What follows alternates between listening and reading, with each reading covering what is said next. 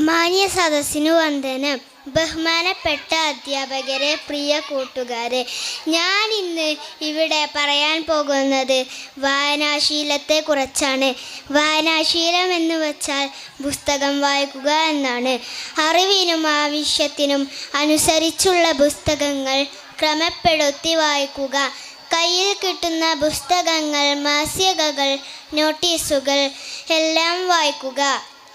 എല്ലാ ദിവസവും പത്രം വായിക്കുക. ഇനി എങ്ങനെയാണ് നമ്മൾ വായിക്കേണ്ടത്?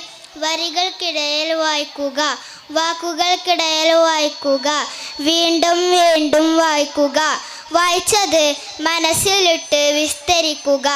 എല്ലാ വീട്ടുകളിലും ഒരു പുസ്തക ശേഖരം വേണം.